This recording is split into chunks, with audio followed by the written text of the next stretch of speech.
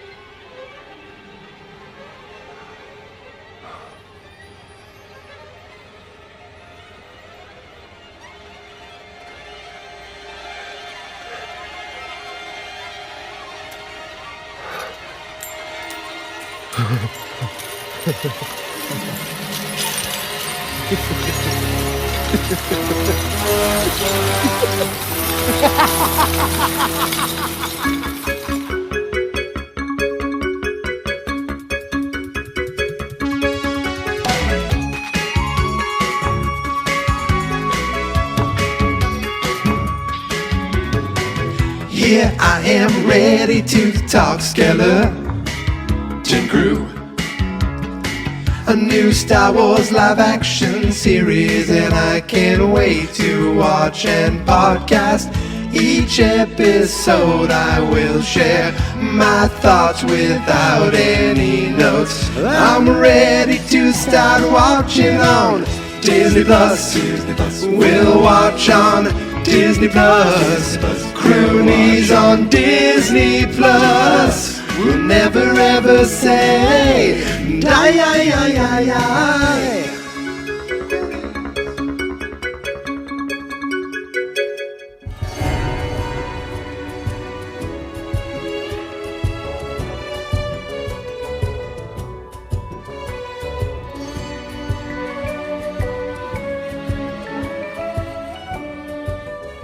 Greetings, Star Wars fans, and welcome back to Crewnies Never Say Die. We're almost to the end of the season. Can you believe it? This was the penultimate episode, which means it's like the ultimate episode, but with pen in front of it. So I don't know exactly why that means the second to last episode, but this is the second to last episode of Skeleton Crew, and that means the second last episode of Crewnies Never Say Die. And today, we're talking about episode 7. We're going to be in so much trouble. As we last left the kids, they took the ship and they were heading back to Ad-Atten. At the same time, Jod was a prisoner of the pirates and he was heading back to Ad-Atten. But what about Ad-Atten? What's going on over there? Turns out the parents of our kids have a plan of their own. They have some sort of communications beacon. This little guy, it's almost like a little drone they're trying to set off. They're running through the woods. The robot guards are chasing them. You will be zapped. You will be tasered or shocked if you don't come out. And like they knew who they were. They're like calling one of the undersecretaries by her name. They're chasing them. They shock all of them except for the Fern's mother. She sets it off, goes into the sky. And we don't know what it's doing, where it's going, what it's going to do when it gets there. But we're not worried about them because what we're worried about is the pirate ship and the kid ship. So they both end up outside of Ad-Atten, or what they think is Ad-Atten. First, the pirates show up and they see this just giant ball of gas. I mean, it's ridiculous. Like it just looks like a crazy storm. And he's like, it's in there. That's where I'd in. It's inside there. Obviously, they're like, I don't know. I don't believe you, but you know what? I'm willing to find out. He's like, I'll take a ship and I'll go. It's a good thing he didn't. Well, maybe it would have been good if he did. They sent another guy with like a, squid looking face. And he went in, lost communication. He died. They're like, there's no way in there. There's no planet in there. The wolf pirate's like, Jaw, we're going to put you in the airlock. You're out of here. They were about to get and release him off into space so he'd, implode and die out there in the vacuum of space. But at the very last second, one of the crew members was like, wait, there's another signal. There's a ship coming through. I thought it was going to be him getting through the barrier. Turns out, no, it's the Onyx Sphincter or whatever. It's the Onyx something. I don't know. I know that's not the name. The kids show up in their spaceship And that ship is the key through the barrier. The kids are like, this is what our planet looks like. They know about the barrier. So like, this is what it looks like outside of the barrier. And what they figure out is that this ship, I don't know if it's the kids who figure it out, or if it's Jod. This ship isn't a pirate ship. It's a mint ship. It's an AT-AT ship. That's why it's able to get through, because it's made to get through. But before they can get through, Jod's ship, which is much bigger, by the way, it's like a freighter, sucks them in with a tractor beam, beep, beep, beep, beep, beep, pulls them in, and they're hiding on board. Now, I don't think they know, or maybe Jod knows, but no one else on the ship seems to know who this is yet. And the wolf captain pirate, he's like, I'm going to come up there and kill you. And the claw comes down that they have, it works for the ship, it's part of the ship, grabs the wolf man. They're like, if you don't leave right now and let us go, we will kill your captain. And Jod's like, oh yeah? Boom, he blows him away right there, turns around, he's like, he was your captain. He's not much of a captain. I'm the captain now. He basically takes over being a captain. He goes, there's going to be 4 kids on there. Let's just go get them. And they do. They get the kids. They subdue the kids. And they are going to make their way. Oh, no, they're still outside AT-AT and trying to figure things out. That's when the communication beacon comes through. And they play it. And the kids all get to see that their parents, know they're alive, know they're out there, hope they get home. They're not going to be in any trouble, even though Fern says we're going to be in so much trouble. Don't forget what my mother says. The interesting thing is Wim's dad said, I'm sorry we didn't tell you. This was something you were going to find out. I think he said when you're 18 or find out when you're an adult. So it seems like at some point they find out about the truth of whatever this is, this whole thing, or why they do it or what they're doing. So they might know already. They might not just be mindlessly doing a job. They might actually be holding the secret of what AT-AT is and why it is. So the kids are like, we need to do something. We need to take over the ship. So what happened? Oh yeah, the Wim basically runs at them and tries to fight them. And Jod's like, sorry, I'm the captain of this ship now. And,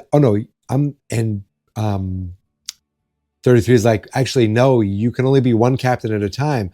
So you're the captain of the freighter, the frigadier, whatever the hell it's called, but you're not the captain of I'm not going to call it the Onyx Sphincter again, even though I just did. So Wim tries to call it, Fern tries to call it. He grabs him. He's like, I'm the captain. And then Fern says, no, take backsies. You can't call it. She's like, I forget what it was. No claimsies, unclaimsies. And he's like, that's not a thing. And 33 is like, good enough for me. Knocks out Jod, takes out the whole crew, kicks them off the ship. They're about to leave. And it seems like they do leave, but we find out Jod gets on the ship. So Jod's on the ship, and now he's there with a lightsaber. The kids are like, we're going to get home. It's going to be great. We're going to be safe. They pull through, and at one point they were at first they're getting chased. That's right. They get away. They're getting chased, and they're just like, go for it. 33 is like, I know how to get there. And we see these giant, like, almost like transformers, electrical things, some sort of guardrail that is creating the storm that's around them. It's all automatic, like man-made, the storm to cover the whole planet. And these other ships are just blowing up along the way. But when they get by these gates, the gates turn green, like these guardrails turn green and allow them through because they're an AT-AT ship. That's when they discover that. So they're all excited. They get through. They can't believe they see their home. It's beautiful. And then they see Jod actually got back on the ship, pulls out his lightsaber, and he's like, listen, here's what's going to happen. You're not going to say anything. And if you do, thankfully that communication showed me what mommy and daddy look like. And I'm going to kill your parents. I will carve them up. And he meant it. And he kind of is a hard ass through this entire thing. And you keep waiting to want to root for him. But it just might be that he's a scoundrel and he's a bad guy. And there's no going back from that. He's so mean to them. He says he'd carve them up. He, in his meanest to Wim, the guy he was nice to through most of the season, he's just mean to us. Like, you're the worst of them all. So what are you going to do? You're not going to do anything. You're the worst. Yep. Complaining. He's so mean to Neil. He's just so mean to all of them. So they land on the planet. Now, at the same time that happens, all the parents that got shocked at the beginning, they're detained. And a robot comes through and is like, you were in violation. Please hold. And then the voice, is it the supervisor? Is that the guy's name? I am the supervisor. Now, I don't know who that voice was, but I'm almost positive the voice of the robot was Mr. Feeney. It just sounded like Mr. Feeney from Boy Meets World, Kit from Knight Rider. I don't know if it's true. I'd like to look it up. In fact, I'm going to look it up. I don't see anything yet on IMDb, but I swear it had to have been, is it William Daniels, Mr. Feeney?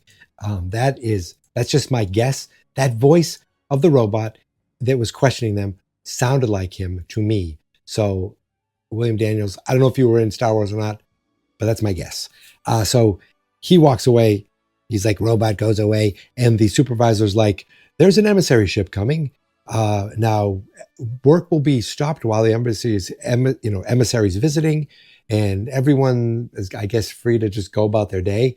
One of the mothers, as one of KB's moms, like her bracelet goes off, so she knows that she's in the air. She's like, "It's KB, it's the kids." They run outside. The ship lands. They don't get a good look at the kids, but I don't think these people were expecting the way the ship landed, because the landing pad opened up into this, like the grass opened up and the landing pad came up. And these people didn't run away when the ship was coming. So I don't know if they knew that was even under there. The ship lands. He's like, these 4 kids are with me. And so all of a sudden they go down because they need to go see the vault, is what they're being told. The emissary, because I guess he's supposed to be delivering something. That's what they think. The security on AT-AT is not very good. Once you get past the barrier, it's kind of wide open, it seems like. So on the way down, the robot's like, the droid said, "Oh, these kids are reported missing." He's like, "Oh no, they'll be safe with me. Don't worry, I know all about it.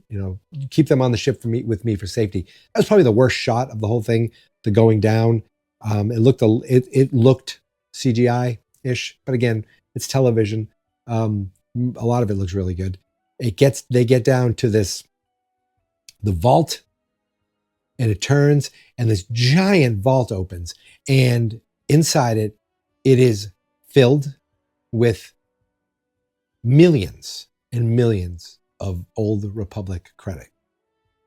Right? Old Republic credits, right? Filled with millions and millions of credits of the gold Old Republic credits, I believe, right? Old Republic, filled with them. And I mean, it reminded me of like the Indiana Jones warehouse at the end, Raiders of the Lost Ark. It reminded me of like a giant warehouse. It was literally just a warehouse, like with robotic arms moving. They create them and they organize them and they store them there. And I believe they said there are over 1,000 other vaults filled like this. Honestly, I feel like he goes up, he touches one of the gold coins, and then they just kind of fall on him in his hands, like pouring like water. And he's laughing. And that's the clip I played at the beginning. And he's laughing, realizing he's found all this money. I feel like, honestly, if he filled up his jacket, he'd be free to go. He could fill up a little marble bag like in Goonies, and he'd have enough money to save the Goondocks. But I think he wants it all. But again, if you take this money, who are you taking it from? Who are you stealing from? That's who's going to come after you, you'd think, So it'd be interesting to see if we find out why. We finally got to AT-AT, even though we've had, moments there, but the kids finally got back to AT-AT. The pirates got back to AT-AT. We know that AT-AT exists. We know that it's real. John knows that it's real. The kids are back. We know why they call it the planet of endless treasure or something like that, because it is a mint. It literally has gold that it just keeps making and making. Where does it get the gold? Is there gold in their hills? But who are they making the gold for and why? That, I think, is the final big mystery. Who's making the gold? Who are you stealing from? Why is this still happening? And I hope we get an answer to that in episode 8. I feel like we have to. That can't be something that gets dragged out into a possible season 2. But the parents come down. They get down. They see the kids. They all unite. Everyone's hugging. Everyone's laughing. smiling, all happy to see each other. And Jod comes out, lights up the lightsaber again, and just stares at them. And that's how the episode ends. He says, I'm going to use this lightsaber to carve your parents up if you tell them what's going on, if you tell them the truth. And now with the last shot, and you're like, once I saw that shot, I go, oh man, this is it. This is the end of the episode. And it cuts away. And that's the end of the episode. The cliffhanger is, but it's just Jod. No one else can get through the barrier. Nobody can right now. Does he force them to turn the barrier off? Can he overpower it? He has Jedi skills. He's not a Jedi, but maybe he's a Sith. All this time we find out he might be a Sith. Can he overpower all those droids? He's one man with one lightsaber. Yes, I know certain men with a lightsaber can destroy, take out tons of droids. Women with lightsabers, basically any Jedi with a lightsaber, can be kind of a ruthless killing machine for the bad guys, killing the bad guys. But can this guy do it? Is he that strong? Is he that good? He didn't have a lightsaber, but when he grabbed that lightsaber last episode, it was almost like, yes, it's good to be back. Maybe I'm reading into it. I don't know exactly, but I have to tell you, this was, I don't know if it was the best episode, but it was very satisfying because we got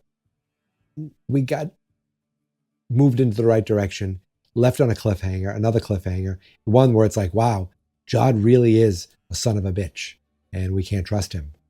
And I just hope the kids are okay. I hope the parents are okay. But I feel like the droids are dead. We'll see. And I wonder if they'll close the barrier or open the barrier up and start letting anyone in. But I'm repeating myself now, but I think the thing I want to see the most is who are they making this money for? Why? And do they let themselves be known that, hey, you're not taking this money from us? Is this how they're funding the rebellion? The current rebellion? Wait a minute, where are we in the timeline? There is no rebellion going on. What are they funding? Ooh, and are they funding anything? Or is it almost like Lost, where like these guys were making stuff for the island that for 30 years because it was automatically being, delivered to them. They were getting these orders to automatically make these deliveries for 30 years or whatever it was. Is there even a reason they're making it? Or do they think there's a reason they're making it? And there really isn't. I don't know. But because the Wim's dad was like, we were going to tell you the truth, it makes me think like there's something they know. Now I want to know it, but we're going to have to wait another whole week. One episode to go, 1 week to go. I will see you then. But until then, my friends, you can find me on Blue Sky at Geek Mentality, on Twitter at Geek Mentality, on Instagram at Geek Mentality, on Facebook, it's Fans Not Experts, on YouTube, it's Fans Not Experts. That's because the website is fansnotexperts.com. You can also follow me on TikTok at Geek Mentality Mike. That's it. I'm done. Thank you for listening. Thank you for subscribing. Until next time, may the force be with you. And remember, Crewnies never say die. Fans Not Experts.